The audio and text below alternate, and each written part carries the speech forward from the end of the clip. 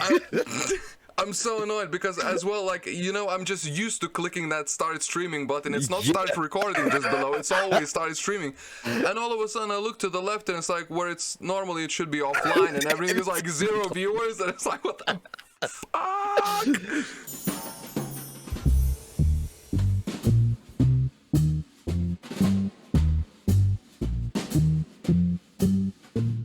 How was your day? Tell me what did you have for lunch? I had a going day. Ate some rice with some chicken from Kentucky, bro. So Kentucky Fried Chicken, spicy chicken, easy Spicy food, as well. but yeah, man, it was easy food, but lovely.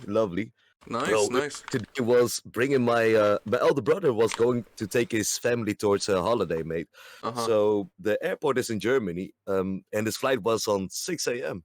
Brought him to the airport, left me house from 3 a.m. So took a drive to Germany, bro, in the morning.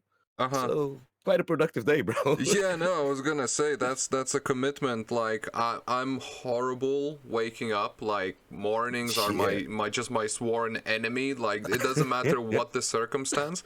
I'm just not gonna be in a good mood when I wake up. I feel you on that one. Yeah, and people in my immediate circle, they know this. They just treat it as a condition. They go around me, don't talk to me, like just don't interact with him. We need to avoid this in the morning. Exactly. It's just like it's like a passing storm. Just wait it out. It's fine. It's fine.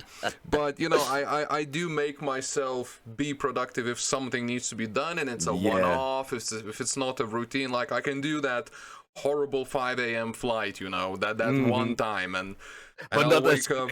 I have to add a road, nah, man. Man, I prefer driving. I prefer driving than taking a flight. At least you're in control, on what's happening, where you're going. You're a little bit more engaged. When I'm taking a flight, I'm just drowsy. You go from one bench to another. Yeah, man. Yeah, going from one duty-free shop to another, smelling awful perfume and looking at Toblerones. It's just. It is exactly like that. Though. It is, isn't it? And I mean, it's sometimes it's good. It depends where you're going. Like. I think when you're going on holiday, if your end destination is like a lovely beach, sunshine, and a fine drink waiting there for you, fine, I can deal with that, no problem. If at the other end of the trip is you going back home to visit your family or something like, it's not really holiday, is it? Like you're gonna go from one awkward situation to another, and you're gonna have to be. Yeah, not with that holiday in mind where you think I'm gonna go on a proper holiday. But cool as fuck, man. So I remember in your stream not too long ago, you were talking to one of your Finnish brothers or sisters. I don't remember their name. I'm sorry if they're listening at the moment. I am recording, by the way. I don't know if I told you. Oh, yo, welcome to the recording. I thought it's worth mentioning, but yeah. So one of your Finnish viewers you were talking with, and you were saying, and I found this a very Dutch point of view, if you don't mind me saying that, you were very surprised that, in Finland and other countries, you would be able to go out to the forest. Oh, to the forest and pick the shrooms from there. Yeah, shrooms, berries, stuff from the forest in general. What is it called? It's probably a good English word for it. Foraging is the right word. There we go. Is it legal in your country, my friend? Yeah, no, absolutely. Oh, it's awesome, like a bro. national sport, I even want to say. I mean, it used to be, at least when I was growing up. I haven't lived in my country since I was 19, so it's only in the passport. Remember that it was you could go to the nature, for example, and just pick forage whatever you want. Absolutely.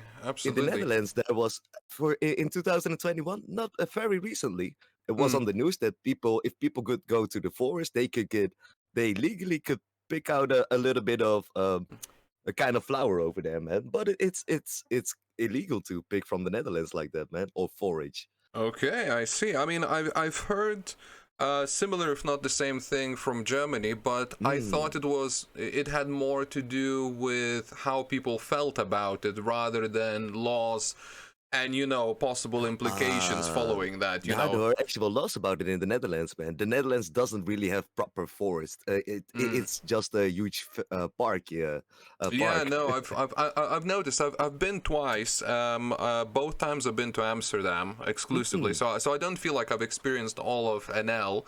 Yeah, Maybe some people will tell me that it's even the worst part of NL to experience if you're only gonna do one.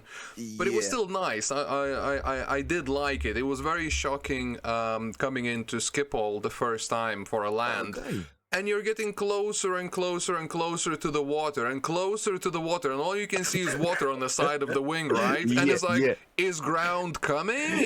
What is happening? We're gonna land in the sea. Exactly. And then when you touch down, the water level is like, a millimeter, like I'm putting my fingers really close right here, like a millimeter below the tarmac itself. It's like, it looks like that plane is just gonna push down all of Amsterdam below water, like literally as it lands.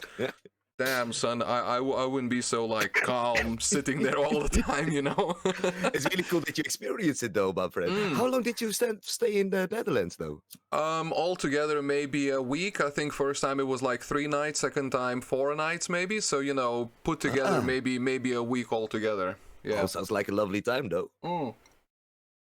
First time, it was the funniest.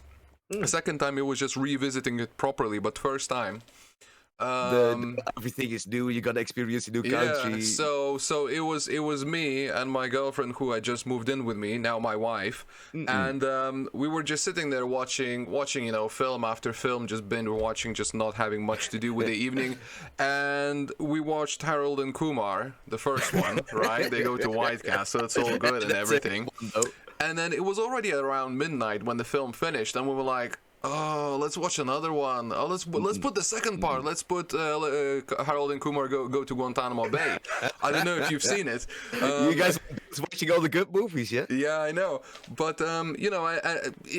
part of the film is shot in Amsterdam. They do go to Amsterdam, and they do show it. That's right. And it's just at the end of the film, and me and my girlfriend are finishing up the film.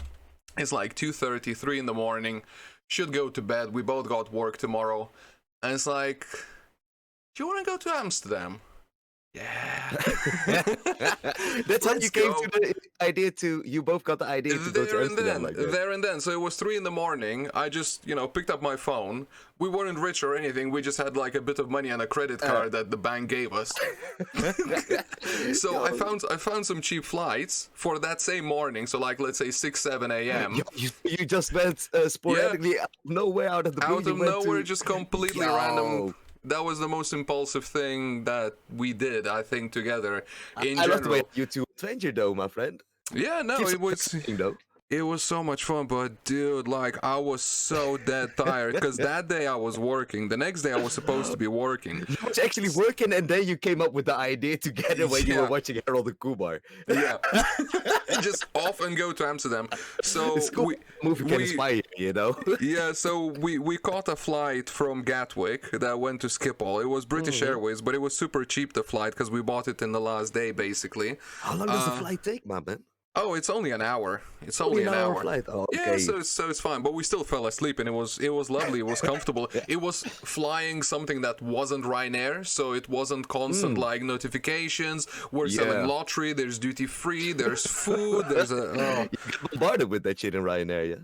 Yeah, but it's convenient. What you're gonna do is maybe it's not good for the environment. Maybe there could be more rail infrastructure all around Europe and stuff like that to have less flights, but it is cheap and it is convenient, especially because it opens up so many opportunities to check out these places that otherwise you never would have gone to. Definitely. Like seriously. Because the whole point of Ryanair is, they're not going to go into major city big airports.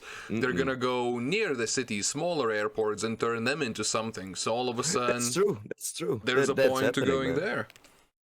I do like the idea of the convenience of an airplane, though, man. I remember 1 year ago, I went to Czech Republic with mates. We went road tripping from the Netherlands. But most of the time I felt like we were stuck in Germany because of the traffic, Oh, come on. Really glad the option of an airplane exists, though. Yeah, that's true. That's true. But I imagine you can get quite far with trains from NL, no? Oh, definitely, definitely. Yeah. Yeah, luckily everything's connected by the railroad nowadays. Yeah, exactly. Because I'm thinking like even with Spain, you could go from Madrid via Barcelona, Mm, go all the way to Paris, and then I yeah, imagine from Paris it's just piss easy to switch yeah. to Belgium NL. It's yeah. Everything's connected like that, right? So yeah, so most of the infrastructure is still there, but I keep seeing news from my neck of the woods, Uh, where they're still drawing plans, conclusions, finding contractors to do it, and they do oh, want to build a whole rail infrastructure going from Finland and connecting to the rest of Europe, because that's awesome to hear, though. yeah, it's kind of there, kind of not. Like, there's infrastructural differences. There's different Mm-mm, gauges of mm-mm. rail, different widths, different tracks that can support different weights, so on and so forth. And if you're Yeah, gonna can do it imagine. properly, do fast rail. Like, look at China, for the love of God. All of China is completely up and down fast rail infrastructure. True. They did it Um, properly over there, man, with the infrastructure. Yeah, because they do it. They make it not to be profitable, but just to be there. Basically, if it was the same case in Europe, if Yeah. if if it was all under some sort of a government that could just say, yeah, profitability. We don't even know how to spell that. Just build trains and that's it. Don't you think that it's going to make a happen like that in the future? Maybe. I mean, there's already many people who go around Europe. Well, obviously, this is, excluding COVID and special Yeah, circumstances, of but course, of course. people do get Interrail, don't they? Hmm. Eurorail, whatever it's called. I've always wanted to do it, never did. I But, think it's the called idea. Eurorail, right? Yeah, indeed, It man. depends. It depends on the buyer, because if you're a European citizen, then it's called Eurorail. But if Yeah. you're, let's say, someone coming from the US or anywhere Is it else, called then it's differently then? Interrail. Yeah, apparently Oh, it's just a differently named ticket. I found out. oh, I didn't know that one, man. Yeah, I learn because new stuff every day. I know, same as with Geo, right? Yeah. Because I did have a look around on their website just to see how much it was and what were the conditions, what was the Uh-huh. length required of whatever. And the idea was really interesting and, sort of hopping on and off, different city every It's day. adventurous, man. It sounds Yeah, but adventurous, then, bro. yeah, exactly. And then with every day, you find yourself more and more reasonable, more and more cautious of these sort of things. And it's just True. like, yeah, no, maybe I'll just go spend 2 weeks in the coast of Spain. That's going to be fine. Yeah, sounds good. But it does has some appeal to it, though. Yeah, that adventurous life. Just hopping on Mm, the train and just figure out where you're gonna go. so much, so much. What was your last holiday, if you Ooh, don't mind my sharing? last holiday was yeah, a little road trip. It wasn't really a proper holiday, but we Mm-hmm. rented an Airbnb in Antwerp, near the Antwerp region in Belgium. Mm-hmm. And yeah, spent some time, a little bit of road trip. Ended up Mm-hmm. first went to Germany and then went to Belgium, man. Well, it was fun. Yeah. That didn't do much, nothing much too spectacular, Mm-hmm. but it was always nice to catch up with the mates. Little bit of drinking, little bit of smoking, then Yeah. little bit more smoking. There's never too much. There's just the wrong True. amount. Yeah, indeed, indeed. But it was nice though. The place was near a nature area, a Mm, lot of forest, right? But there was a mm, camping ground in the backyard and such. So it was nice to chill out by the campfire and such. yeah. Haven't done that in ages, Oh, Treat me well. that's actually quite interesting. Like someone coming from NL and going into Belgium, do you feel Belgium a little bit more wild in that sense? Like a little bit less man-made, perhaps? The nature is definitely different, man. Yeah. So it does give you on a yeah, that's definitely different. As in the buildings and such, yeah, it's very similar like any Mm-hmm. other Western European country. Mm-hmm. Yeah. Do No, lovely though, do lovely country. I do love the country a lot. yeah. I've never been myself. Well, not yet. I do want to visit more places in my lifetime if possible. Dude, But hey, you sound adventurous enough. From Harold and Kumar just taking a free ticket. That's awesome as fuck, man. yeah, well, no, that happened. That happened. I still can try and top that, Yeah, but true, true. maybe be a bit more creative. Watch some old '50s film about colonial British times, and Yeah. all of a sudden hop on and go to I don't know Seychelles or But British we don't Indian know, right? overseas. Yo, I gotta be honest with you. Before GeoGuess, I never knew where the Seychelles Islands was, man. I still don't. I still don't. Watch my last stream. I got it twice. I Hey, couldn't good get job, it. though. Good job.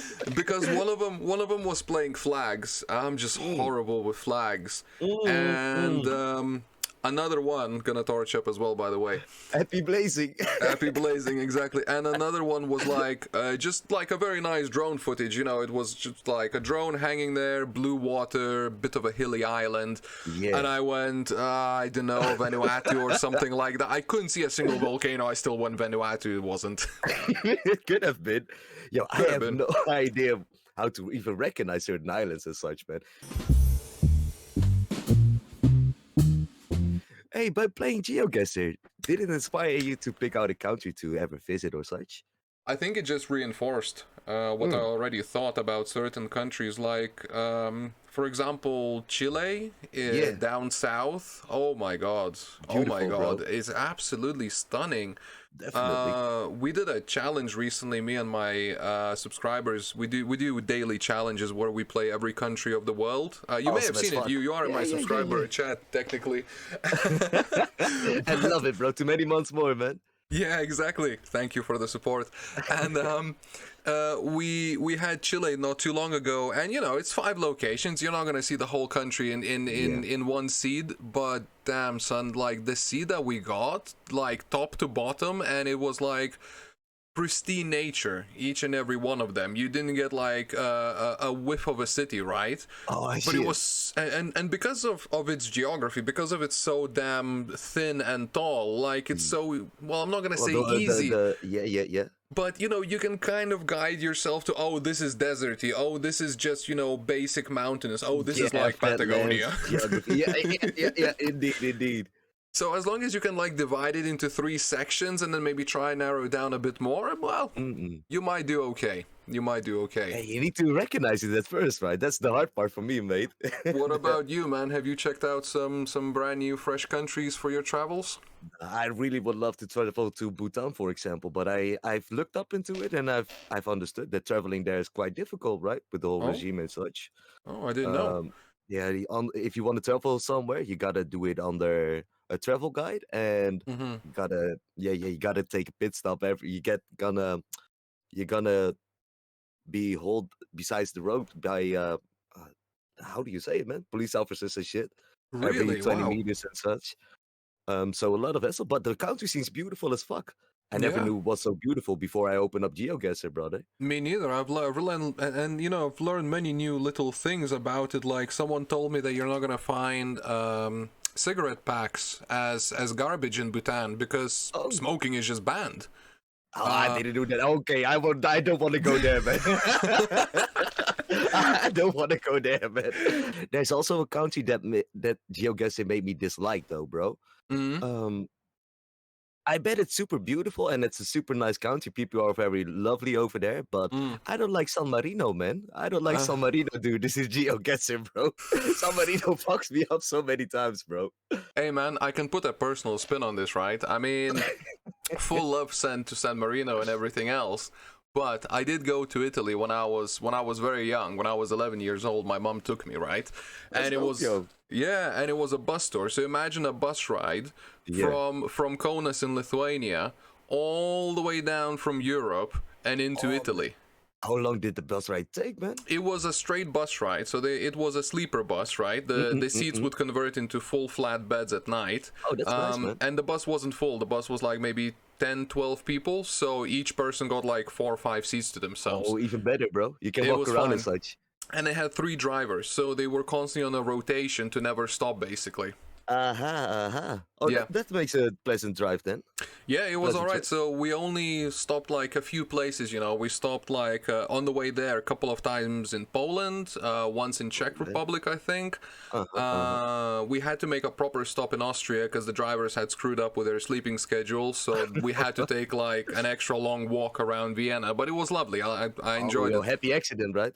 Exactly, exactly. And then, through Austria and through South Tyrol, that's how we entered into Italy. Man, you And went over the whole mountainous areas then, yeah? yeah, through the mountain. That was the first time I saw mountains. Lithuania is as flat as an L. So it was like, Yeah, I can't imagine. What is happening those? over here? What are those? But yeah, it was so amazing. It was so dope. Like, even as someone who's 11 years old, I was just sat there going, "This is like the most beautiful place on the planet," and I still think that. You grab Now, I can yourself a imagine that photosphere. the part of the journey towards the location is part of the charm, yeah? Oh, Exactly, exactly. And we haven't even gotten to San Marino yet, which is what we were talking about. oh yeah, man. So we make a stop. So I think we didn't stop in Venice on our way there. We stopped in Venice on our way back because we had to go back through the same way, so it doesn't matter. So we stopped in San Marino, pretty much one of the first places in the Italian peninsula. And you have to take a funicular, right? That was a very cool experience. You take a funicular, it's very cool, shiny glass covered. Like, for me, coming out of 90s Baltics, like post-Soviet country, it was It like has a charm to it, though. crazy rich, everyone. So yeah, we take a funicular, you go through the clouds, right? You go up to the top of the mountain, then they let you out. The first thing you notice is that it's 13 degrees and raining. Oh, Right? I thought beautiful sunshine and Yeah. such. When we left Kaunas, like 2-3 days ago before that, it was like 30 plus degrees and unbearable humidity. We arrived. Damn, bro, from the one extreme to the other extreme. You get it, right? And it's going north to south. Like, why is Lithuania hotter than Italy? What's happening? And I know it's San Marino, but the Italian peninsula overall, because it was like rainy, hazy, going through the Alps, and then as you switch to the Pyrenees, it's pretty much the same. And it was a crazy experience just seeing that, feeling that, and then me and my mom were like, oh. Let's go order a pizza somewhere. We're both hungry. Let's go enjoy Everybody deserves a pizza. Exactly, proper cuisine. So got in there, first restaurant. Don't speak the language or anything. Nothing is in English. And this was all still in San Marino, or was this is still in San Marino. This is still in San Marino, right? Not famous for its pizzas. I didn't wonder why before, but then we ordered one, right? And it had American style anchovies. Which is like tasty, bro. I never tasted the anchovies on the pizza. It's before. really not for me. I found out it's really not for me. I mean, you gotta love it, eh? Yeah, it's either your thing or not, man. I'm not one for fish in general. I'm okay with seafood. I'm quite fond of seafood actually, but fish as such, it's a bit of a halt. And here you have this little salted, I would say sardine, but like overly salted and brined. So that means that even if you take it off on a pizza, exactly. Even if you take it off, it doesn't matter. It left so much of its oils and juices and flavors there. You're not gonna want it. Not even the crust was worth touching. So it was like the worst. Oh man, pizza experience goes to San Marino. So hey, at least you can say you experienced the pizza in San Marino while it rained, and you can say you have experienced it though, bro. What did it made you together with your boss? That sounds dope as fuck, though. Yeah. No, that was a one-off. The moment doesn't really sound very tasty or such, but you know, you can say, "Hey, we've been through that together with the boss." That's dope as fuck, man. Exactly. I bet the history over there in San Marino is very cool, man. I would love to learn more about it. The fact that it's still there. The fact that it's still there, After so many years. Someone told me, one of my viewers, I think, told me. It had something to do with Napoleon being cool with stuff, because they were playing ball with Napoleon when he invaded or something like that. But I honestly don't know for a fact. So it's just spitballing at history, which is I'm sure some people will not like. Feel free to leave your comments in the description or in the comments. Feel free to fill us in on that bit of knowledge. What's the 6 degrees of separation between Napoleon and San Marino? This should be a beginner level history question, one Google away, literally. True. But I do love history a lot, though. It's very interesting to learn about it, man. Absolutely. Did it happen to you as well that you started being much more interested in stuff after school? Yeah, definitely, man, definitely. But that you're learning better when you're actually interested in shit, right? When Mm. you start doing your own accord, doing your own studies and shit. Absolutely, and I don't want to sound old, but like I'm really jealous of whoever's, studying at the moment, and they have Mm-mm. these alternatives like YouTube True, videos and shit like that, true. to learn the same basic, facts of history or of any other bit of knowledge, whatever, as they would Definitely. from textbooks or doing homework Right. or or Right. copying homework actually.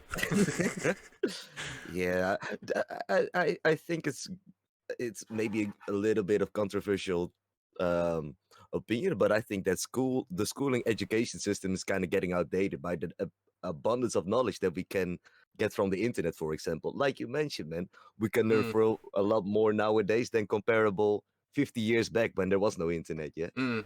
Yeah, well, I mean, one of the things that I've learned while checking out all of these random history channels on YouTube and whatnot is that, way back in the day, we're talking ancient Greece, and around that time, whoever was rich enough or influential enough to get their children educated Hmm. would get them personal tutors. So, for example, Yeah, Alexander yeah, had a yeah. personal tutor, and other famous, rulers of the time would have had the same. The And that means guidance. that exactly, and that means that you're getting. Imagine having just one student in the classroom as a teacher. I mean, I've never taught, but I imagine that's such a Yeah. big difference from having 31. No, Um, definitely. The and one-on-one contact and all the knowledge that can be, yeah. Exactly, and you can immediately pick up if there's a problem with something or if something needs a little bit more attention or something like that. Yeah. You don't Mm-mm. get the benefit of that in a classroom of 20 plus students. So Yeah, I have I to agree with think you. I think as long as they keep trimming down the numbers of students in a positive way, not through the Mm-mm. suffering of okay, so half of the people don't get education. No, just Yeah. more teachers or better, easier ways of teaching more students. I don't know. Yeah, I think that's the equation thing from that quality and the numbers thing. Yeah, quality and quantity. Yeah, basically, because for me, I was back in the school. I must be honest, I was really lazy. Oh, you're not the only one, bro. Yeah.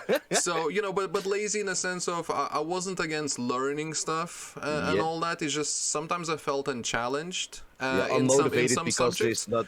You need to Yeah, learn because you didn't was uh, interested in. yeah, exactly. And I'm feeling far ahead of what they're currently learning, Hmm. or I'm really behind. It was the two extremes, right? Okay. So I was either falling asleep out of boredom, or I Yeah, was just like scrounging in the back seat, just trying not to be because seen by the teacher because I really didn't understand the subject, okay. and didn't want to be questioned and given a bad grade. So Uh. yeah, that was basically the experience.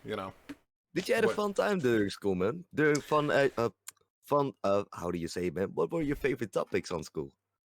favorites, I don't know. I think the favorite ones were literally what I was saying, where we would just get smaller classrooms. It was such a mess because we Mm. were the full classroom. If we were the full class, we were, depending on the year, but I'm going to say an average of 28 students. Oh, that's a lot of students, man. Yeah. So, when you're in a classroom with 28 students, there's a lot of sort of prison yard rules going on. You Oh, have to sort out between these kids and these kids, who's stuff, who's not.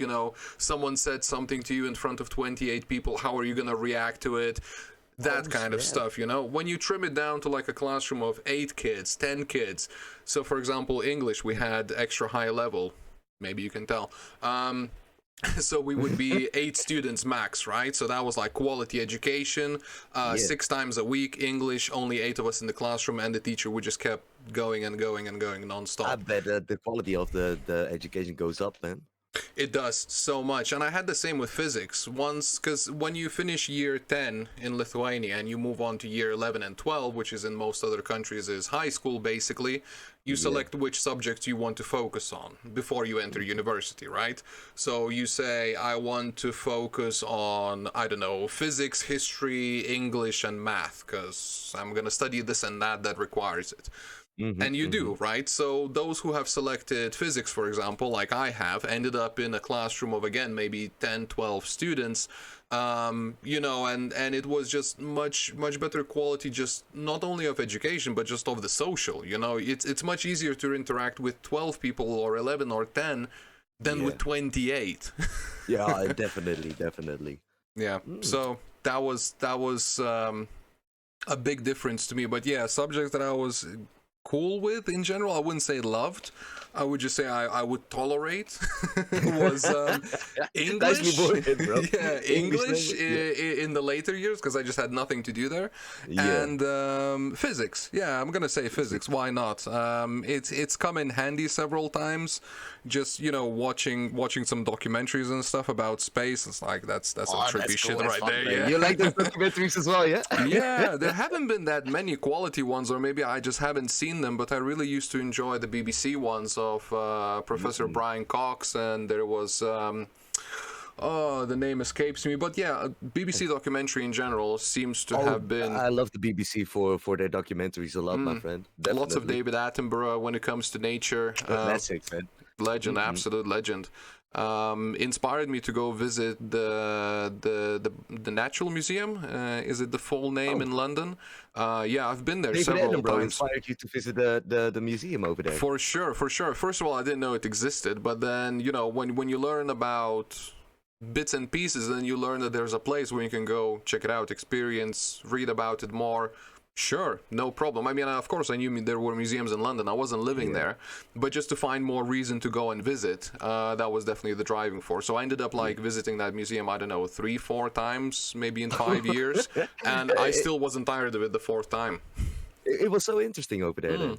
What kind of stuff did they show over there in that museum? This is the first time I'm hearing about that museum, though. Well, I mean, the Natural History Museum, it's similar to the British Museum, which again is pretty much in the same street, but it focuses more on the natural world. So you have everything from prehistory, so dinosaur fossils, reconstructions of their skeletons and stuff like that. Anything dino related, basically, you'll find there. Man. Yeah. And then you have other expositions that focus around, I don't know, natural phenomena. So they have very interactive displays built around something like, I don't know, an earthquake, right? You can go stand in a made-up shop and experience what it would be like being in a shop in an earthquake of I don't know, measuring X on a Richter scale.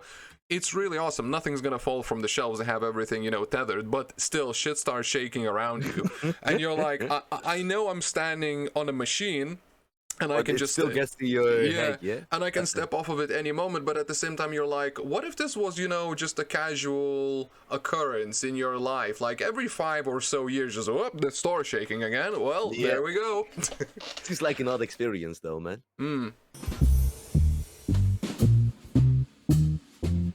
I've experienced an earthquake once. Have you? Know? Yeah, no, yeah. I never, man. It happened in Lithuania. No way, I didn't know that earthquakes was an occurrence. Me neither. Me neither. It never happened to that day. I think that was the first time, at least recorded. I was, snap. Yeah, I was literally sitting at home. I remember just doing something on my PC, and I had like a mirror guardrail behind me. When did this happen? This was, I want to say, 2004, 5, something like that. Okay, in the early 2000s, yeah. Yeah, something like that. Yeah, exactly. So I was just sitting there checking out something on my PC, and the mirror started shaking behind me, right? And I kind of felt like maybe a vague vibration going through the floor, but pretty much the same as if you had like a truck outside of your house. Yeah, driving, passing by. Passing by slowly, revving the engine, shit started shaking around you, basically. So it was exactly the same sort of effect. And it went away in like, I don't know, 10 seconds or so max. And I got a call from my dad, who was living in the village. And he's like, "Are you all right?" I'm like, "Yeah, fine. What's up?" And he's like, "Did you not hear on the news?" Because he's always got the radio on in the village, so he's always listening to the news. And I was like, "No, what happened?" He's like, "There was an earthquake." Oh shit! What? It's like, and then like maybe only after I spoken to him and hung up, then I just connected the dots. That the mirror was shaking because okay, there wasn't a truck passing by. Then. No, it must have been that. And then me and my mate went to the gym. Yeah. And we had to take the bus to go there and get back. And it was a minibus, so the driver's always listening to the radio, and it's always the news radio as well. And they were saying on the news that it didn't register anything dramatic, maybe 3 or something, 3.5. I don't know, out of 10, let's Okay. say. Luckily, it's not a very heavy earthquake No, then. and it wasn't localized in Lithuania. Obviously, it was somewhere further, so someone else felt it a lot more than we did. Yeah. But it was very unusual, and if I'm not mistaken, that may have been the only one ever registered, ever recorded. And I was like, wow, what an But experience. that was pretty crazy. I hope nobody got hurt during that No, I don't occurrence. think there was any damage to. I don't think so. Maybe there Okay. was like like some shoddily repaired side of the building, maybe sliding Yeah. down or something, and they were like, "Yeah, do you know what? We need to repair that properly this time," and that was it. No collapsed bridges or something like that. Nah. It's way. That's good to hear, though, man. Fuck, scary Yeah. though, man. Damn, bro. Now I can say that I've ever witnessed or rather said experienced the earthquake. Luckily, hopefully it stays the same way, man. Yeah, no, definitely. And like speaking of holidays, what would your be like blind choice of holiday? Would it be city or would it be nature? Nature, man. I really love the nature. City life is also cool, but maybe for 2 days or 1 day or such to experience the city. But I do love nature a lot, my friend. Yeah. Would be cool to experience kind of, especially now we play a little bit of GeoGuessr as well, man. You see kind of Yeah. different kind of nature types or geography. How Oh would you yeah. say that, man? Different kinds of landscapes. That's the right Landscapes, word. yeah. Well, yeah, vistas and all that. Because like Norway comes to mind Oh, as well. beautiful, Like, bro. is Yeah, it possible to get bad-looking Norway? Like the worst you can get, let's call it, is just way up north. So there's very few trees, and maybe that's not your thing. But definitely. apart from that, it's like it's really good looking from every angle. Definitely does. Norway is one of those countries that I definitely want to visit. More thanks to the GeoGuessr shit, bro. Yeah, and I do like driving. I can perfectly see, a road trip happening in my future around Norway. Like, I would so much like to do that. A bit of camping, maybe, this and that. You're a proper adventurer, yeah? Yeah, I mean, well, while we're young. Yeah, true that. Is there any favorite country or where you have ever visited, or are there multiple for their own set of charms, man? I don't know. One that really stood out for you? Jamaica. Jamaica? You've been to Jamaica. Jamaica? That was my honeymoon, man. Yeah. Oh shit, bro.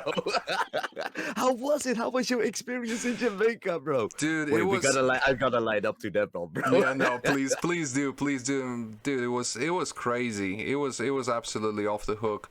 We were thinking where to go for our honeymoon, and because we had a wedding planner, because we really didn't want to plan anything ourselves, and it turned out to be the best investment ever made. Yeah. Yeah, they just save you so many headaches. And she took us to this travel agency that is like favored by couples getting married. They were trying to sell us a trip to Bali, Indonesia. Okay, yeah. They were trying to charge us something like 6,500 euros, and it's like, you what, mate? 2 weeks in Bali, 6.5 grand. Where, For 2 weeks. Yeah, where are we Damn, gonna bro. live exactly? And then we found out that obviously everything was overpriced. We didn't book with them or anything. Yeah, Plus luckily. we found out that if you're caught with this in Bali, like you're going to jail. You're going to jail. Simple as that. They have very, very strict laws. And yeah, it just didn't feel like a friendly enough place for us to go to just have a good time. So we were like, what's the one place in the world where it would be really cool, really nice, warm, maybe in the Caribbean, plus this was like everywhere. It's like, yeah, Jamaica. No problem there. So we found another travel agency. We just walked in through the door, sat down, and the ladies, got like lots of brochures. She's ready to sell to us, tell us all about the deal. You need to go to Bali. And we were like, Jamaica, please, and that's it. Yeah, no worries there. So yeah, we went there for 2 weeks, and damn, like it was such a crazy experience. How did you like the food over there, my friend? Oh, it was so good. It was so good. I told you earlier, I love spicy. Spicy don't like me, but damn, that jerk chicken went well. Like, Hey, good to hear, and they had man. it every night, and they had it absolutely every night at the buffet if we were eating there. So You had the authentic jerky, man. You had the authentic one, man. so good, so damn good. Like I was a little bit skeptical in the beginning because visually it didn't look as appetizing as maybe what I'm used to, right? Or like proper fried chicken with a bit of sauce here and there. No, there is just like chicken completely smothered in sauce. You can't even see the skin. You just have to trust that it's there and that it's cooked, right? You gotta dip into the sauce with your hands and gotta hope that there's a chicken inside of it. But it's so nice. It's so good. A lot of things reminded me of, like, you know, growing up in Eastern Europe in the 90s, in the sense that, you know, they have some like sort of very old customs is what I would call it, you know. So to give you an example, you're driving somewhere on a village road, there's a car coming towards you. And if that car has seen a police officer behind them, you know, checking traffic, checking speed, they will flash their lights, so to warn you, to tell you, hey, look out, there's a policeman coming your way. Oh, that's very cool though, man. That's and people do that with each other, and that definitely used to be a thing in Lithuania growing up, like 90s, early 2000s. One in Spain as well now? Nope, not at all. People would only flash your lights to tell you that, you know, you have your, excuse me, like high beams on and you're blinding them, or, you know, something's wrong. Yeah, or just to say hello, I don't know. But no, people don't warn each other. Plus, there's less and less police patrols. I don't know about NL, but in Spain I haven't seen... Maybe I have, like, a couple of times, you know, some middle-of-the-road lurking policemen, but apart from that, it's just cameras, speed traps, you know, it's only that. It's only that. You see that in the Netherlands as well, man. Might also be the region where you exactly live in that certain country, right? True. Do you like driving yourself? Oh, I like it a lot, man. But nowadays, I don't even mind sitting on the passenger side blazing it up, man. Yeah, no, that's true. It's best to not blaze too much when you're driving. But indeed, man. I do gotta say, man, I did enjoy the drive earlier to Germany, brother. Or this past night was nighttime, so nobody was at the road. Could feel the music loud, you know, see the stars in the sky. It was pleasant, man. Oh, it was very pleasant. Did you get yourself onto any autobahns in Germany? Yeah, I did. What did you reach? A little bit. Nah, I didn't went all overboard, man. The max what my dashboard said. Yeah. I forgot how it's called, man. It's 170, so not so hard, man. Okay. Man. I'm trying to think, have I ever... No, for the sake of this recording, no, I've never driven that fast.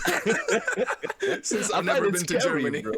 My car is not the best car, you know, so it's nice to try it out again, man, that full throttle. Well, what are you driving? I'm driving a Peugeot 206, my man. 206, okay, my friend had one of those. As long as the electronics survive, it's a good car. True. It can be a lot of hassle though, bro. But luckily, it's still working. It's still working. For a few years now. Since 2000, this car's birth is in 2001, bro. Yeah. So time goes by fast as fuck, bro. It does, yeah, it does. Like, someone says that their car is from the early 2000s, and to me, automatically, it's like, oh, so it's basically brand new. Yeah. And then you look at what kind of year we living in, yeah? Yeah, exactly. Man. Then it's like just a quick consultation with brother calendar over there, and it's like, oh shit, that's 20 years old. That's old enough to have graduated already. Definitely, man. Do you have a Dutch version of Cops? I imagine you do. We do. I think that show is about around the whole world, man. Can I make a guess? What is the most common offense in that show? Oh, for sure. Outside of weed-related things, okay? Because I'm guessing there's one that's very like Amsterdam-focused. Like there's lots of drunk tourists and all that. So that we'll leave that aside. Of Amsterdam, bro. Yeah. Let's leave that to the side. But just like what concerns NL and its people, I'm guessing it's gonna be, which is by the way, I'm guessing because I think it's gonna be same as in the UK. Which is just your car doesn't have insurance, you haven't paid your tax, we need to confiscate your vehicle, please call the taxi. No, you have seen that show? You know so much about it, bro. Not once. But that's exactly what it was in the UK. You know, the show will be called Road Wars, or Wars. Police action, police something show. Like, they just try to pack it so exciting, and then everything that happens is just mellow as fuck. It's just a bloke being pulled over in his white van, telling that the insurance expired 2 days ago.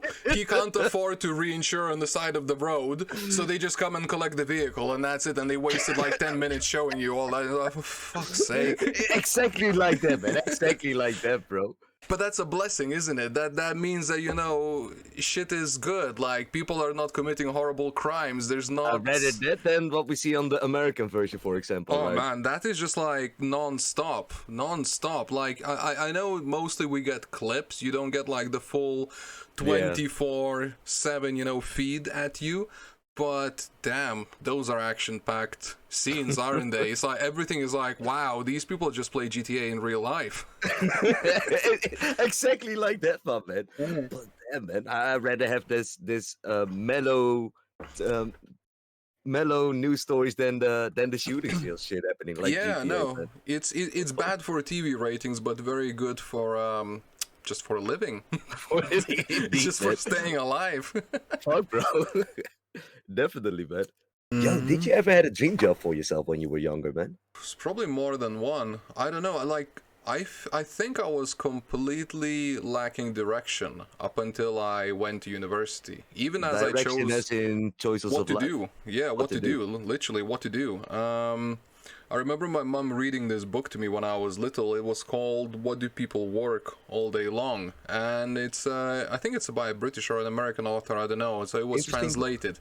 Yeah, it was very well illustrated, and you know, it just literally showed different people from different walks of life doing different jobs, and a little description of what that job is in simple children terms. Their experiences of what they are. Yeah, so for example, they would show you, you know, Plumber Joe, who's just on his way to his van, and it would say that Plumber Joe has to visit houses that need some plumbing services, and later on he has a meeting with his boss or something like that. Just, you know, a small snippet from everyone's day, in a slice of life, basically. Yeah. But it was from the point of view. Man. And it's written for kids. It is written for kids, exactly. And, you know, when I have kids, that's definitely going to be, like, #1 book to buy, because I absolutely loved it. But even though I did, it didn't inspire me towards anything. It just gave me an understanding of, okay, different people do different things, so what the fuck do I do? Yeah. You know, and I chose, for university, I chose business, economics. It's like, fine, whatever. You know, I just thought good one, though. Yeah, I'm choosing something of a blanket kind of degree that will just be good for everything once I graduate, and the magic job fair is just gonna arrive and just give me a job on graduation day. No. No? None of that happened. No, it was just... Sorry to hear, man. It sounds like a good investment, though, man, that studies, though. Well, I mean, it was, you know, it was good experience, educational. Well, time well spent in terms of social, I would say. You know, I met lots of cool people, went to house parties, you know, the important things while you're studying. Yeah. Exactly. So, you know, But not so much to study itself, yeah. You know it. So, you know, it was like, it was just a matter of passing it. Like, oh, I'm just here because I need to reach this grade. Okay, let's reach it then. Let's do it. Fine. And I did. But, you know, what carried me after that is just what I did before, which is, you know, odd jobs that I did while studying, which was like sales, customer service, bit of this and bit of that. And I continued on those lines. It's okay. I really don't mind talking to people, although I've always considered myself much more of an introvert than an extrovert. But you're a good speaker, bro. Definitely. I think I'm coping. I think this is a coping mechanism, both talking to you, talking to viewers and everything else. I think that's just me pushing myself to the limit. But that's cool. That's really cool to do, though, man. Nice, I try, you know, so far I haven't fucked it up too bad. But, you know, little by little. People laugh at what I say sometimes. Depends on context, and the less context there is, the funnier it gets. So I'm cool with that overall. But yeah, what were we talking about? Dream jobs. Sorry. Yeah. It keeps changing, you know. When you were younger, then you didn't have a dream job that really stood out for you that you wanted to do. One day we went to the fire station. it was such a cool field trip. We got to slide down the pole, you know, play with the hoses, check out the engine, climb through the car, the whole shebang. Yeah. I wanted to be a fireman for like a whole week. Cool. I shit you I not. bet at the firemen in the book with the British Army, I think that firemen had their own description as well, right? And yeah, all that definitely. And it just seemed like, you know, such a good, honorable job, such a kind and noble thing to do, as well as having a career and being paid for it. It just seemed like to tick all the boxes. Yeah. But then you learn about the reality of it. You learn about the risks of it. You learn about the training of it. You learn about the day and night working of it. So on and so forth. And the fact that you're probably going to die of, I don't know, some sort of lung-related disease at the age of 50. Very noble work, though. It is very noble work, exactly, but, you know, I might just be too shitty of a person for something like that. I don't know. Likewise, man. Yeah. I have a mate who did a voluntary fireman brigade in this area, my man, where I'm living in. And he mentioned that, that what, like you mentioned, the intensive self-sacrifice, what comes involved with it, bro. Yeah. That's very cool that they do it, though. Massive respect for those people, then. But I can't see myself doing it, bro. For sure. Did you ever have a dream job? Like caretaker, maybe for a deserted island? I was just thinking would be a good one. Oh, that would be cool, but I was wanted to become a Power Ranger or a Pokemon Master, bro. You see, that's a good aim. That's a good aim, because I'm thinking if you keep aiming for that, something along the way will be just as good, no? Right? Nah, man. I always wanted to work with people, man. Like you mentioned in the care, I always see myself doing that saw myself doing that kind of work, but I love this shit what I'm doing right now, my man. And yeah, it is working with people. It is working with people for sure. You have to know your audience. You know, you have to know what works and what doesn't in terms of to get them to talk, because, you know, sometimes I find myself talking too much in my stream. I think I just kind of alienate. You're a good talker, bro. Yeah, but I think that I alienate my chat from contributing or carrying on, because of course there's a bit of a delay. What do you mean with alienate your chat with it, my friend? You're a good conversation. You interact with your brothers and sisters, right? I don't know. I was just about to blame technology and say, you know, that part of it is due to a delay. So if I'm really going at a topic, right? If I'm really bashing one fact after another, someone will comment something that is relating to what I said 10 seconds ago. Yeah, and you need to take it back to that context of the sentence. Yeah, even if the chat hasn't ran through, even if it's the only message there, I still need to kind of then go backwards to what I was saying just a moment ago. Indeed.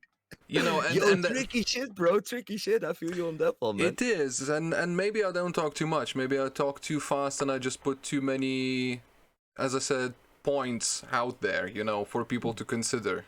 Well, it's good to be self-aware, but I think you're rocking at that shit, though. You interact with your brothers and sisters, right? Like, I think it's the banana flavor. Oh my god. You got so many different ones, though. You got so many different ones. I love the smoothie kind of stuff, man. Especially when, you know, blazing it up. Yeah, definitely. Yeah, it's so nice. Like growing up, my favorite wasn't the chocolate milk mix, it was the banana milk mix. I don't know if you ever had it. So same concept, same as chocolate powder, but you have banana powder. Good one. I never tasted it before, man. I can imagine it's good, though.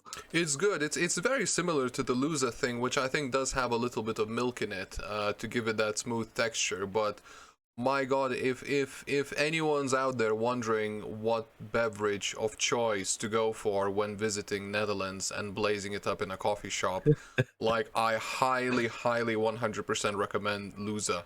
L-O-O-Z-A, I think is how you spell it. Super tasty. Check it out. Whoa, so good. Free advertisement right here. Soon sponsored by. Soon sponsored by, hopefully. Our lawyers are ready. Right. But that's cool though, man. By the way, I really love your streams, man. Thank you for always streaming so many times as well, bro.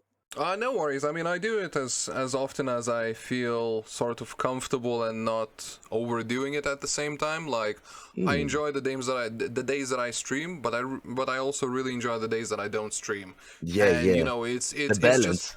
exactly it's a very nice balance. Sometimes maybe I feel like I'm overdoing it if I'm struggling to think of what to play. Mm-mm. Like the other day, I just logged on and just, what do we do? Yeah, yeah. Here's GeoGuessr. What do?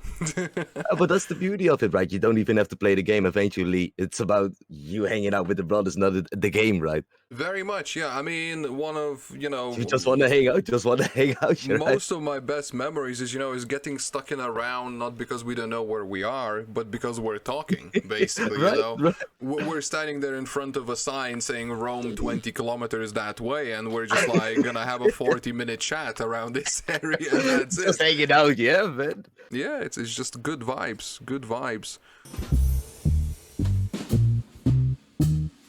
Was it made in Spain? Let me check. Not sure. I think they used to be. I don't know if they still are.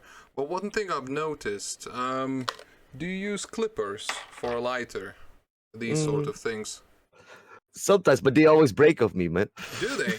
Yeah, man. What I really appreciate of the clipper, any clipper, is just this stick that comes in very handy when you're rolling it up and just need to poke it down a little bit. IQ So, 420, bro. yeah, exactly. But So I got shitty quality of those, man, over here. so I so got one as well, but it's broken, man. yeah, but I don't know. I'm really a fan of it. But the thing is, I've noticed recently, and this one kind of seals the point. Wait, let me find another because I have like 10 on the desk. Mm. So this one here, the little one that came free with a pack of tobacco. I don't know if you can see, but there on the metal bit. Let me see if it focuses. Yeah, there we Oh, go. It yeah. focused. Uh-huh. It should say made in Spain. If you can see Oh, that. can't read the text. I see something You'll have to take described my on there. word for it then. Yeah. You'll have to take my word for it. So this one says made in Spain, right? The little one. This Yeah. one that I bought in a little shop, in the corner shop, this one is made in... Let me just read it because now I can't see it. PRC. BRC? Want to have a stab? Where is that, man? PRC. Ooh. It's Yeah. working. What they did there is working because it's just made in the most common one, which is made in China. But Is now that in they China? now they put Oh. it as PRC on certain products because I don't know. There have been sort of maybe noticeable movements of people, being a bit more conscious where their products are made, and I had no idea, brother. and Okay. sometimes choosing products that are specifically not made in China. There were lots of social issues going on in the recent years, and it's You're trying it's a to avoid trying to boycott China right now, as in buying their products. yeah, exactly, not buying their products. So to me, it seems like it could be a bit of a tactic. I don't know if I should be wearing my tinfoil hat or something for a conspiracy coming up, but I think it's just them trying to rebrand as much as possible Yeah. so that you don't really it doesn't catch your eye saying made in China, PRC. Yeah. Because PRC is just People's Republic of China. So yeah, that's Yo, didn't know that one, man. I needed to think carefully about that, but I had no clue. yeah, but they've relabeled themselves, they've rebranded themselves in a lot of products, and could have to do with that. Don't know Do if you it's much. notice that, by the way, in your immediate surroundings, people Mm. being more aware about their products, buying where they get their products from, I think avoiding so. China, for Yeah, example? I think so. Definitely, especially if you go to a nicer aisle in a supermarket, and stuff like Mm-hmm. that. People do check. People do read. Oh. They do go through details. No one rushes. Plus, I think shops themselves make it that you're a bit more comfortable while browsing. It used to be, very narrow aisles. You feel like you're constantly in the way of someone else. Need to Yeah. move. Need to rush. Now you can kind of stand there, read it like if you're standing in a library. Yeah, yeah. No one's gonna push you out of the way, basically. So, yeah, Good tactic, though. yeah, I think people are checking stuff. I think people are choosing products that are maybe either made locally or I don't know, maybe within the European sphere of influence or something like that. Because a lot of stuff is imported in the end. A lot of stuff, good stuff especially, is coming from other European countries. In the end. Plus, where I'm living, Spain has lots of import coming in from South America. A, due to close cultural connection, and B, due to the fact that lots of immigrants from South America are living in Spain. So you do get a lot of products in a city like Madrid. But yeah, I had so many misconceptions about Spanish food. For example, Oh, before moving here, I was so ignorant. I thought that they really favored spicy food, whereas that's really not the case. There's no spicy. hardly any. I mean, you will find nicely spiced chorizos and stuff like that, nice sausage and stuff, Oh, but it's tasty. outside of that, maybe regional dishes that I haven't heard of yet. But overall, like what people eat at home, just normal cuisine, your normal lunches and dinners, hardly ever gonna be spicy. Oh, that's a sad thing to hear, man. I always had an imagination of it would be spicy food over there, bro. Same. I always thought that, hot country, like spicy Yeah. food, that kind of, makes How was it sense. for you for the first month living in Spain, man? Did you got easily accustomed to it, or was it difficult to get in? When I finally moved here, because I came a few times to visit with my wife back when she was Hmm. still my girlfriend and all that, so we came, to visit family and everything. Yeah. And I'll tell you, first time that I came here on such terms, I had proper altitude sickness, I think. Altitude Uh, sickness. yeah, it was Dang, crazy. bro. It's self-identified, so for all I know, I was just being a whim. Yeah. But Madrid overall sits at something like 600 meters altitude. Wait, let me show you. I got the compass app. It shows you your altitude. So I'm currently at 680 meters, right? Oh, that's pretty high, man. In Lithuania, I would be sitting at as high as my flat is, basically, and that's Yeah. it, above sea level. So, and I was living in the UK, also in a very flat part of the UK at that time. So to me, it was the same as Lithuania. No Yeah. difference. But then I came here, and not as a tourist, just visiting the city for one day, which I had done in the past, but actually to stay here, have lunch, dinner, go out, meet family, go Yeah. hang out with friends and everything. I just couldn't, Because of the ganja. altitude sickness and such. Oh, ganja as well. Yeah, ganja was going down fine. I was gonna say that was the one Oh. thing that I had no problem with. Luckily, bro. But honestly, sitting down to eat was a chore, because just looking at the food to me was like, do you know what? I think I'm full. And it Yeah. wasn't because the food wasn't nice. It was absolutely amazing. It was all the things that I love. But I just couldn't force myself to eat for like maybe, I don't know, I'm gonna say 2-3 days. I barely touched any food, and then little by little I felt okay here, and finally better. So I think it took me like that one trip to kind of just get acclimatized to a higher altitude living overall, which I'm guessing I'm being affected by in a very sensitive way.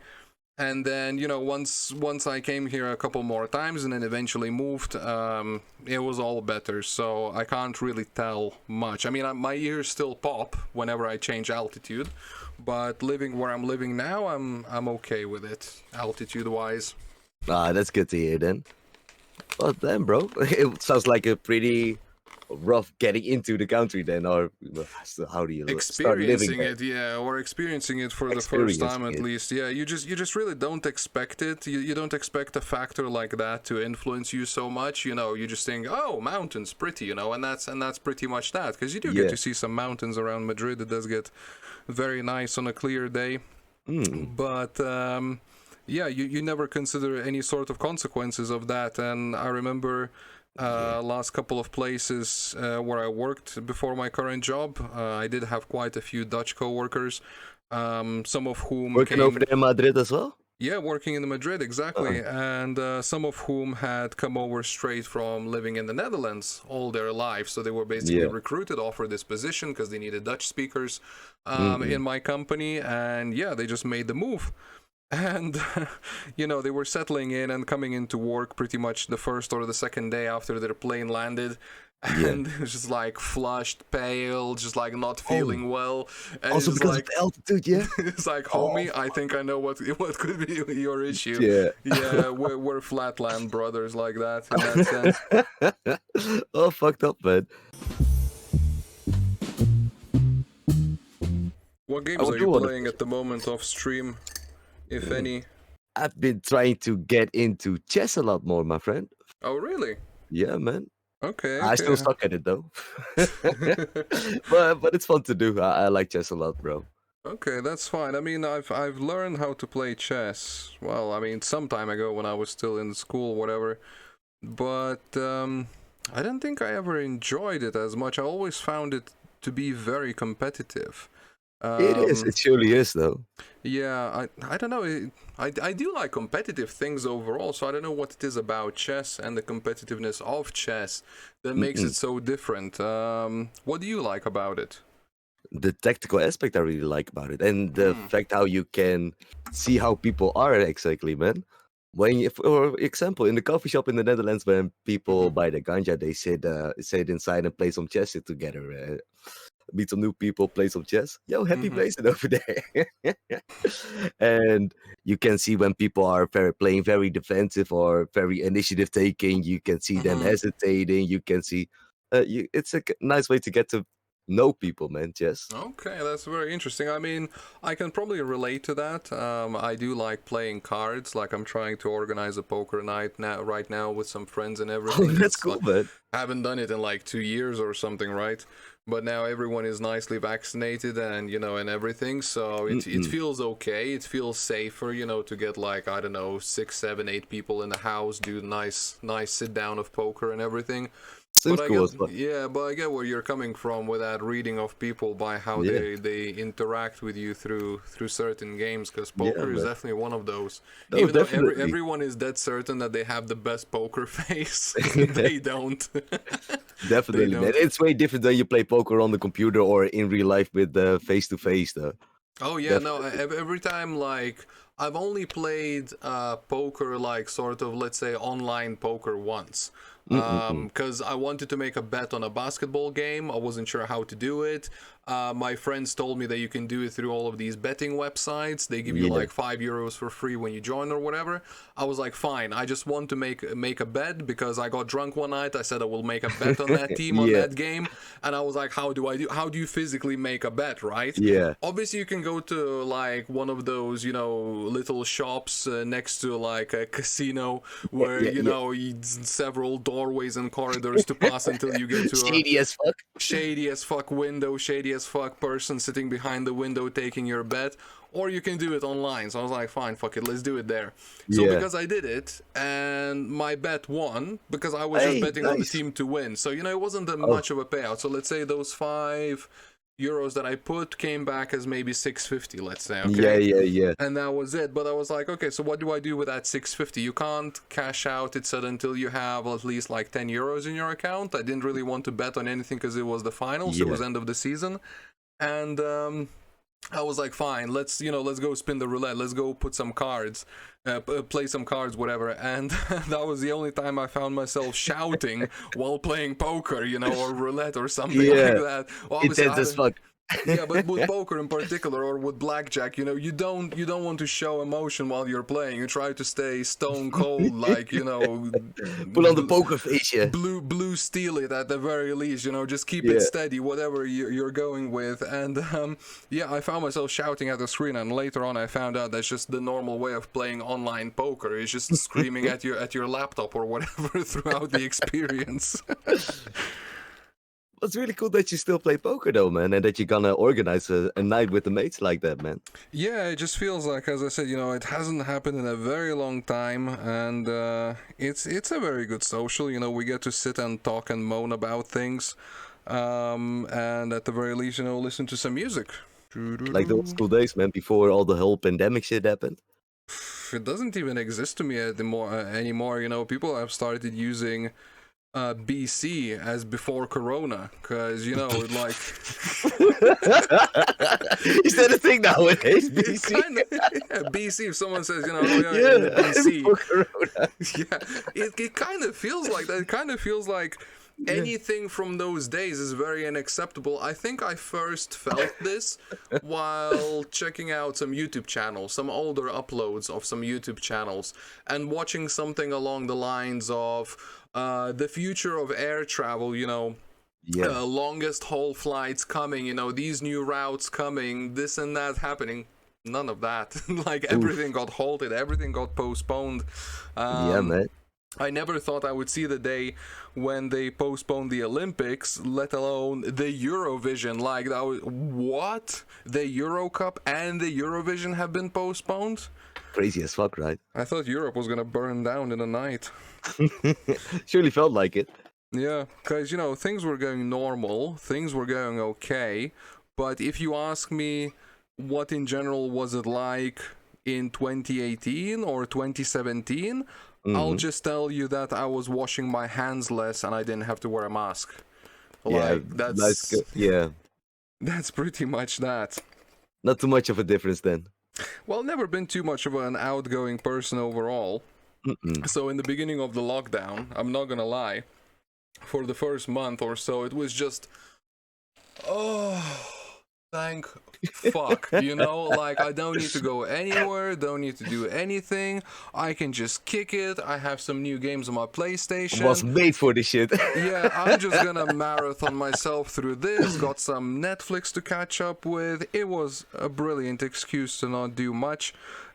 Plus, you know, the whole feel was, I don't know, people were much more optimistic, although I don't see a reason to be pessimistic at the moment that there's a vaccine and everything, but people were much more optimistic in a sense of every night at 8 o'clock everyone would poke their heads out the window and clap, you know, for like 5 minutes or so. That's, you know, that's nice and community and everything. I mean, you can huff and puff at it when it's happening, but looking back on it, it wasn't a bad thing overall. Did they actually actually did that at your area? I'm just thinking now, was it 8 or 10 o'clock? I'm not really sure because people are quite late in Spain overall. But yeah, around those times, every evening, people would come out into their windows, balconies, terraces, whatever they had, and clap. So yeah, you're still abiding by the, you know, social distancing and everything, because back then you couldn't even get your hands on a mask or anything like that. So, you know, so it's it pretty was cool to hear though, man. In the Netherlands, we didn't do shit, bro.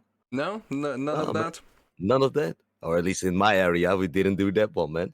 We needed to do our shopping, our weekly shopping, on the day of the lockdown. That was literally the plan. And of course there were little reports coming in here and there that, oh, like a few students have gotten it and everything, because what happened in Spain was, the reason why it was so quick and sudden, I believe, and don't need to quote me on this necessarily, is that there was a football match between an Italian team and a Spanish team in Italy, which is where the biggest outbreak was in the beginning. And some of those fans who went there to support the team did catch it. And that was basically all that was needed, because those fans may have come from different towns or different areas altogether. And spread it out. Spread it out in multiple locations and straight away without knowing. Because obviously you might not be showing any symptoms, you know, for 2 weeks after you caught it.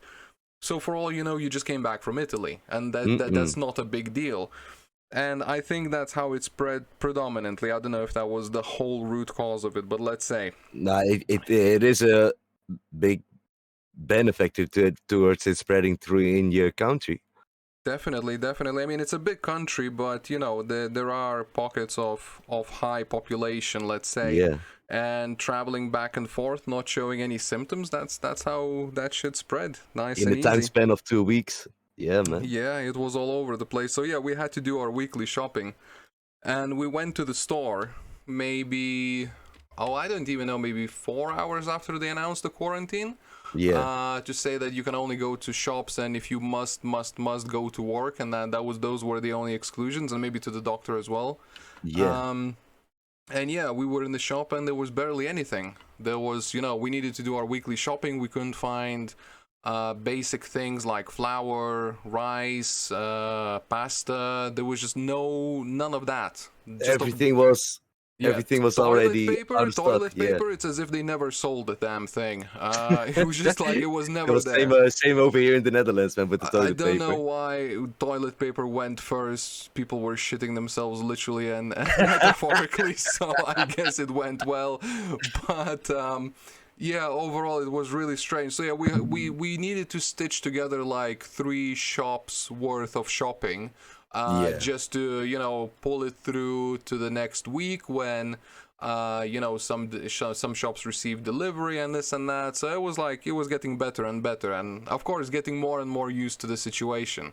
Because in the beginning, like, it was like, oh, it almost felt like there's this fog outside that if you step outside, like, your skin will melt if you're not wearing a mask, basically, right? Yeah. And then it felt months and months and months later, it felt very weird to be outside and actually pull down your mask just to breathe in, some straight air into your lungs. It's like, wow, I'm doing something wrong here, aren't I? I'm breaking the law, I'm pretty sure. Kind of crazy how it all goes down, man. And now it just feels so natural. Now I don't think that in the future, way after this is all over, I don't think I'll stop wearing a mask when I'm on public transport. Because I think that is like one of the biggest sources of any disease that spreads around. Like, I haven't had a cold in 2 years. That's never happened. You became more aware of how it spreads in some pandemics. Oh yeah, everyone's more aware. Everyone's washing their hands. It's like playing Plague Incorporated in extra hard difficulty. Everyone's super aware, washing their hands. That's a nice metaphor, though. Yeah, well, I mean that's what it is, and that's how you beat the plague. Definitely. Man. Mostly if I got the time, I'm watching some documentaries on YouTube and shit. I would love to get more series and such, man. Or documentaries on Netflix and such.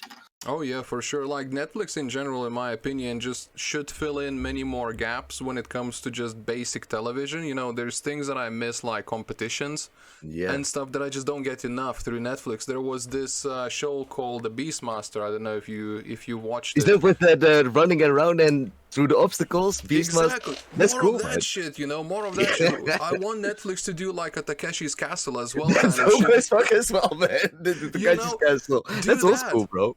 Do that. Just fill in those gaps for normal television, because if these companies are competitive enough, they will sway everyone from normal television, from cable, whatever. Definitely. To just, watching what you want when you want. Which I'm fine with. I just need a wider selection.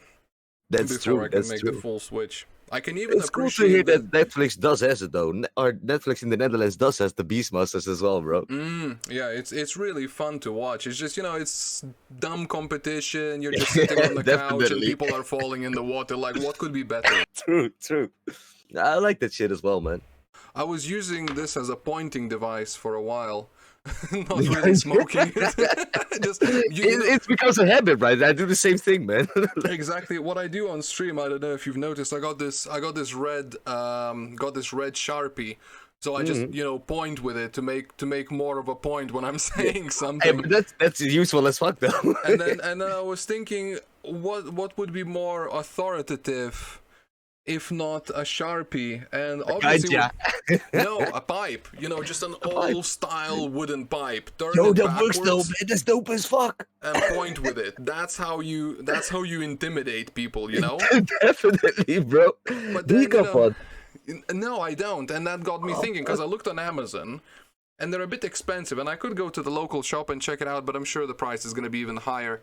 What kind of price are we even speaking about? I have no idea. Oh no, it's not that it was expensive. Like, it was, I don't know, you can get one for as little as like 15, 20 euros. Up to thousands of euros. That's a huge quality gap thing. It's not even the issue. The thing is, I didn't want to come across as intimidating in my stream, because I might, talk at people sometimes in a very stern voice. That's dope as fuck, You can make it through the cross, That's dope as fuck. But what I got in the pipeline, i.e. my Amazon basket, but I haven't clicked send yet, is I found a crocheted, so like a knitted chicken drumstick. Did you get that? Yo, but that's a good one, man. Yo. That sounds like an awesome investment, my brother. Yeah, no, it's definitely worth it. Even if it's a one-time gag, it's like it's a €6 like cat toy, that you would give to your cat to play with. But I think pointing with it when I'm trying to make a point is gonna be excellent. So yeah. Definitely. The Anyone pen works as listening? well, by the way, though. Anyone listening? I don't know if it's already happened or if I'm still editing this or what is the case, but yeah, that's the plan at the moment. Like and subscribe to this channel. Well, how do they say it, man? In what? Please like and subscribe. Fuck, how do you say it, man? Oh, you mean for YouTube videos and plugs Yeah. and shit? Share, like, and subscribe or something like that? Please share, like, and subscribe. There we go. That's the plug of the century. But no, Fuck yeah. if there's something to subscribe to, what is it called? 5 times? I have no idea, man. We're vibing, though. Hanging out sessions. Fuck, I have no idea, man. I'm not creative like that, bro.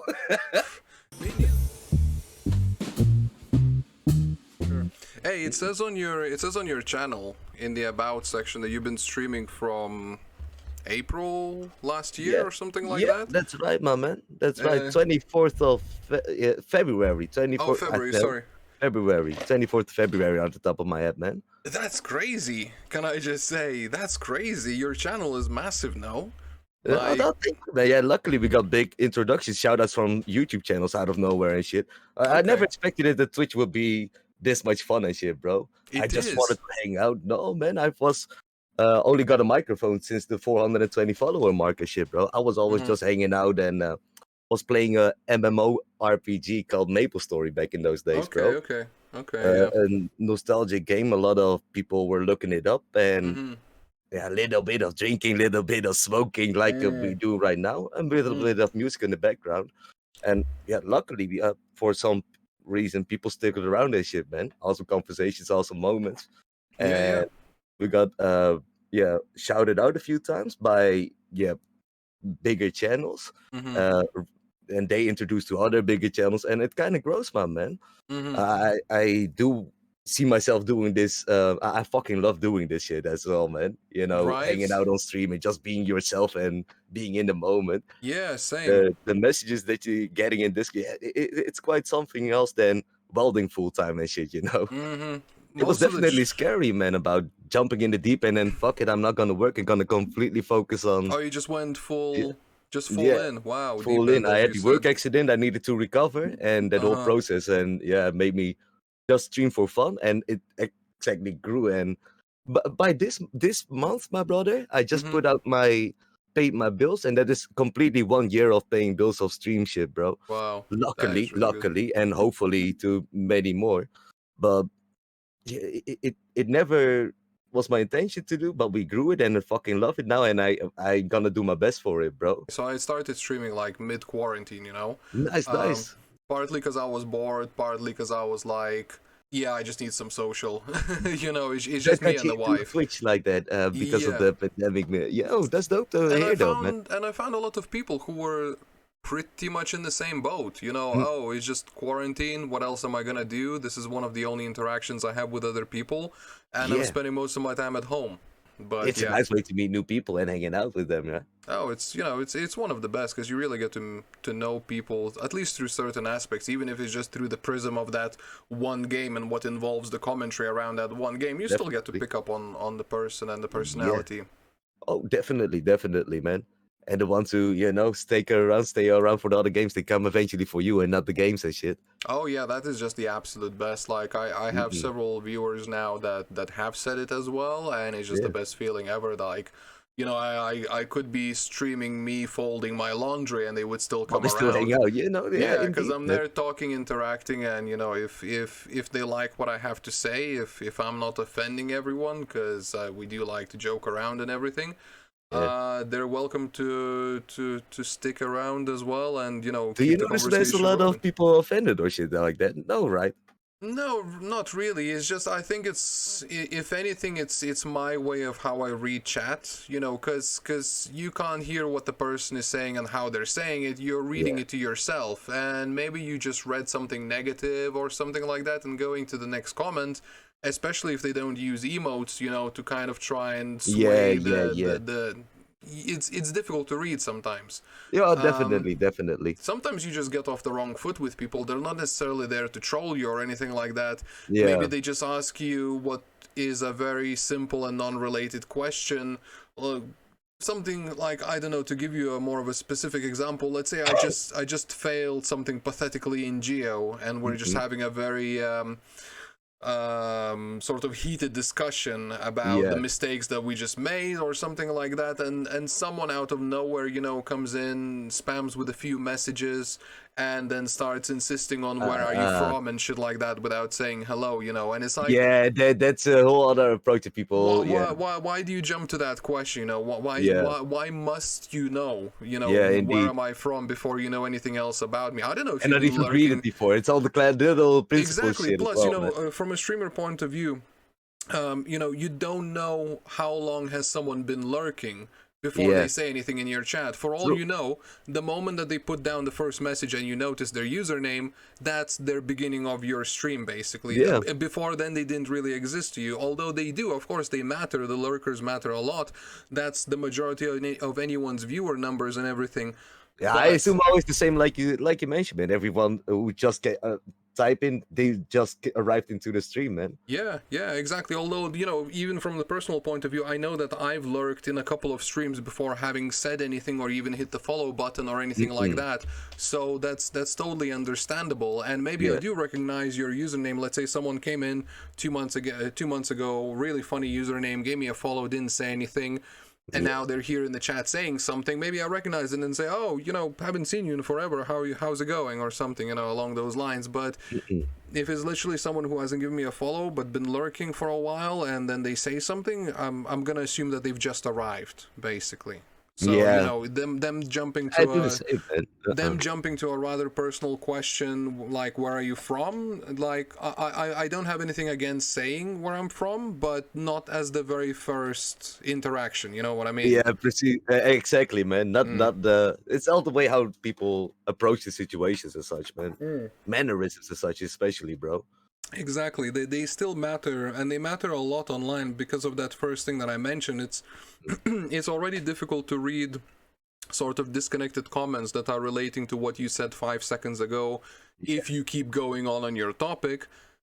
And then, you know, lack of grammar, lack of emotes makes it Yeah, really difficult to know what tone to read it in. Even if you're just reading it to yourself, even if you're just reading it as a plain old fact, it can sometimes rub you up the wrong way for no reason. And yeah. that's that. I do identify in that myself as well, bro. But when I do address it though as well, man. For Yeah. are you being a dick? Stop being a dick and stop asking me. I do address it though. Yeah, for sure, for sure. And then also, you know, brilliant mods, brilliant viewers who normally Yeah, interact in chat in general, they will kind of be like, oh, they that's, love you to know, help out. Yeah, they're not gonna like gang up or anything, but they will point out like maybe that's a bit forward, you know, yeah, why must you know, you know, let me ask you a question, why are you mm-mm. asking that question, kind of thing, you know.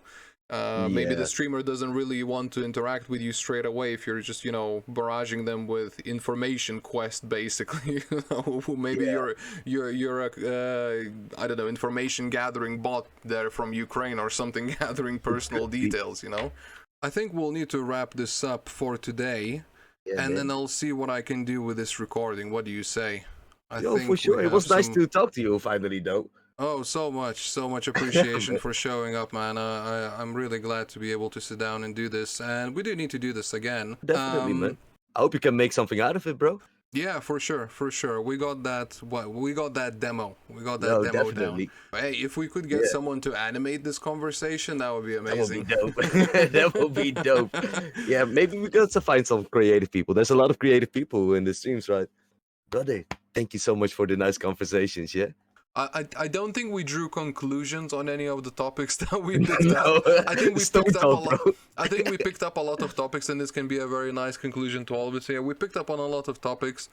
For all the listeners, for whichever platform we have chosen, for our, let's say, podcast, feel free to interact, as in comment. Let us know if you have follow-up questions, something to add to what we were saying.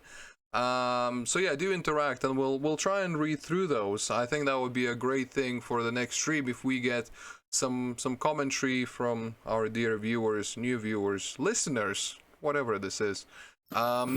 It's been awesome, Brother Bob. Thank you very much for spending time with me on Discord.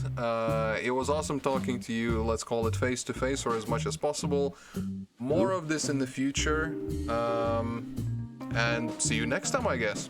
Thank you so much for inviting me, and I hope everybody had a fun time listening to this. Please like, follow, subscribe, and give a high five to our brother Penguin when you see him, my friend. He is dope as fuck, and thank you again for inviting me. Till the next time, mates. Make sure you check out Brother Bob. Find him on Twitch. He's there pretty much all of the time. We'll see you, hear you, talk to you in the future. This has been One Proud Penguin and FatBobMarley for our untitled podcast project, I suppose. Basically. Peace. Yeah.